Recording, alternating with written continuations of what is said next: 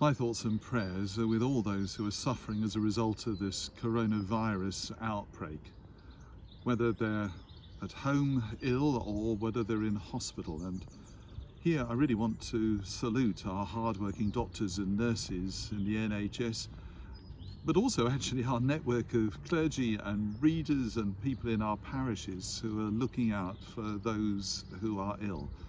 Because this is a really important time in the life of our county and nation.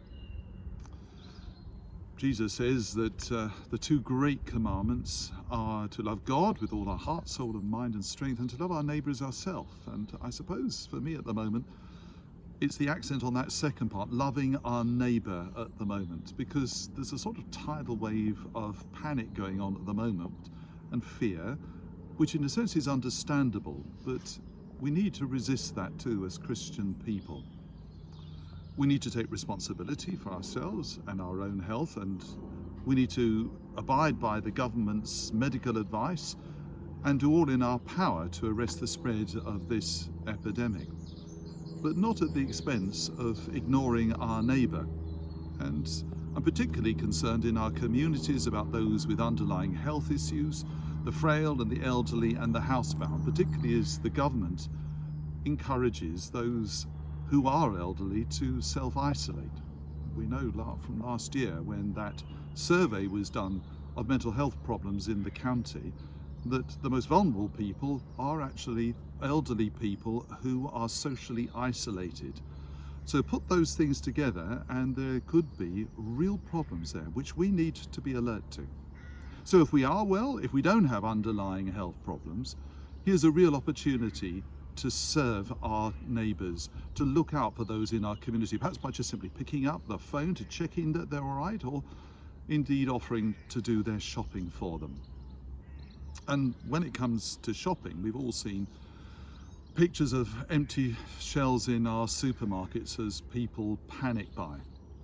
In one sense, that's understandable. But at another level, when we panic buy, it is certainly disadvantaging those in the community who are reliant on their pension or just doing that weekly shop, because they don't have the flexibility to drive somewhere else to go to another supermarket to try and get their food.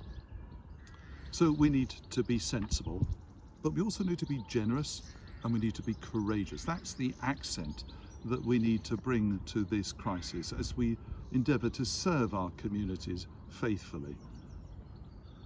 And in that sense, I'd like to share a prayer that I found. It's actually written by the president of the Methodist Conference, Barbara Glasson. And for me, it really does encapsulate what our attitude should be at this time.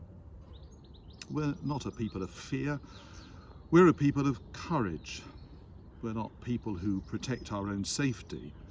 We are people who protect our neighbours' safety. We're not people of greed.